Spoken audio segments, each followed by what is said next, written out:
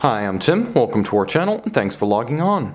If you enjoy these videos, please subscribe to our YouTube channel right here on Watchbox Reviews. I'd really appreciate it, and then you can get our watches delivered daily to your inbox every minute, every watch here on Watchbox Reviews. If you like this Vulcain Cricket, see it with all its pre-owned friends on thewatchbox.com, where you can buy, trade, or sell and see full boxes, papers, accessories, high-res images, and naturally full pricing details for this and our entire collection of pre-owned watches. So this Vulcain Cricket 50's President's Watch is a handsome combination of timeless proportions and a long historical heritage dating back over multiple administrations from both major American political parties, a timepiece with bipartisan appeal. It's not the fact that this watch was worn by many American presidents, but the fact that it is handsome and useful, as well as historically significant from a technical standpoint, that will draw high horology enthusiasts and new watch collectors alike. Now, beating Jaeger-LeCoultre to market by about 18 to 24 months in the late 1940s, Vulcain was the first to market a mass-produced, successful, and practical alarm watch. So it's always been the Cricket and the Memovox, with the Memovox being something like the Dallas Cowboys of that relationship. And, well, I would say Vulcain perhaps a little bit more like the New York Jets. Nevertheless, there's a lot to love from this small brand, starting with exclusivity. You're not going to see many Vulcain Crickets, and this 50's President's Watch is a fetching combination of a 42mm case that's wearable on a broad range of wrists. Now, lug-to-lug, equally viable for many. 49.7mm, you'll find that on a smaller male wrist, which I define as 14 to about 16.5 centimeters circumference, you want to keep the lug-to-lug measurement across the wrist at 50mm or fewer. This is a good measurement that'll fit well and wear with style on a smaller wrist like mine. In terms of thickness, well, the watch is neither thick nor thin. You can see 14.9mm thick, but with a generously sloped conical bezel and dome-style sapphire crystal, it does slide fairly easily underneath most cuffs, including dress sleeves of the shirt beneath the jacket. All perhaps but French cuffs are going to ride up and over that case flank. Now, if you wish to accessorize, the lug spacing on this one is a rather broad 22mm, and I say broad because that's an awfully wide stance for a 42mm watch, but proportionally it looks good and it holds the watch secure on the wrist. The strap is an upscale combination of a medium brown alligator leather with generous bolstering down the center, a little bit of a off-white coloration to the contrasting stitch that nicely matches the brown bronze, almost champagne sunburst of the dial. A little bit thick in profile as it approaches to match the flow and the flare of the lugs. It thins out underneath the wrist. You can see a Vulcain factory strap, supple calfskin on the underside, and a double deployant clasp with twin trigger actuation, so you have a measure of security that you would not have with a simple pin buckle.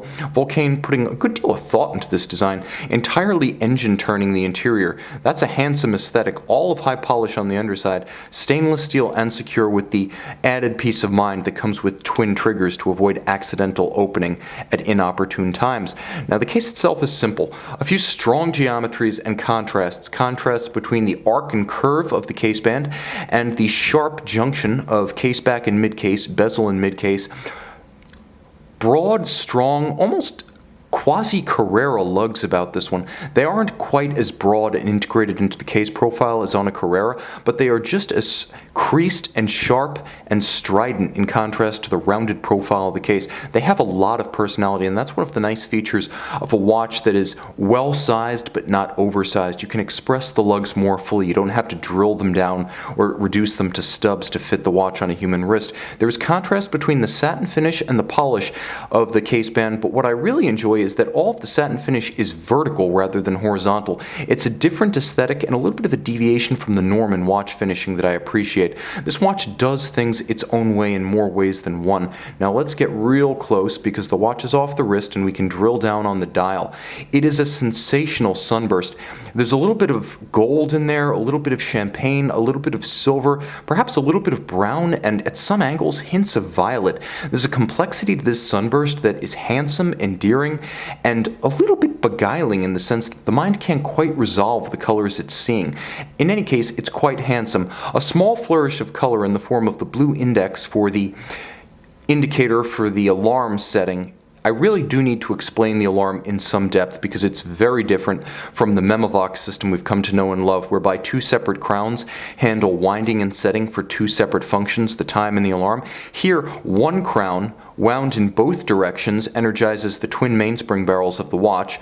A pusher adjuster on the case flank at 9 o'clock adjusts the date, and then there is a clutch mechanism at approximately 2 o'clock that shifts between the time of day.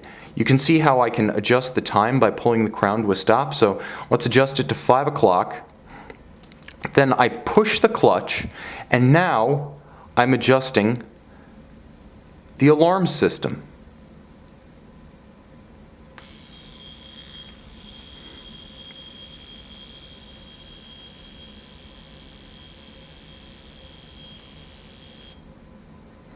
You can always stop the report by pressing the clutch one more time.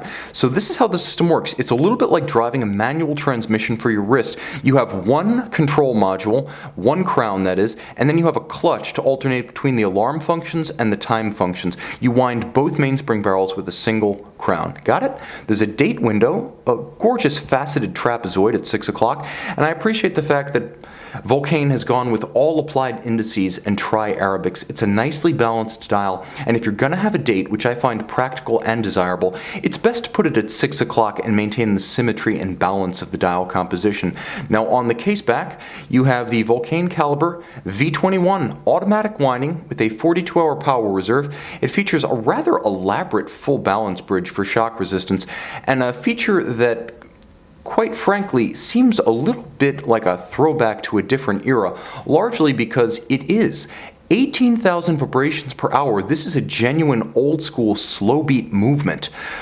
You can even see, if you look closely on the dial side, just how stately that seconds hand is, long, extending almost the cusp of the alarm setting track and chugging along like an old pocket watch. There's a charm to it, there's a lovely anachronistic quality to it. It's a throwback to the era when Vulcain really did do battle with Jaeger-LeCoultre for alarm watch bragging rights.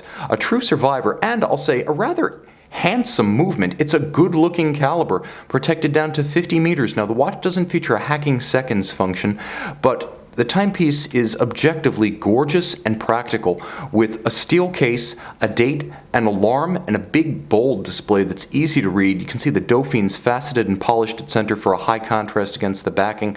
This is a watch that hits on all cylinders. A little bit of a throwback in aesthetic and mechanical specification, a great heritage, both in terms of its historical position in the watch industry for marketing the first alarm under the Cricket name, and for its heritage with the American presidency. This is a watch with bicameral and bipartisan appeal for all enthusiasts of high horology. See it and make it yours on the Watchbox.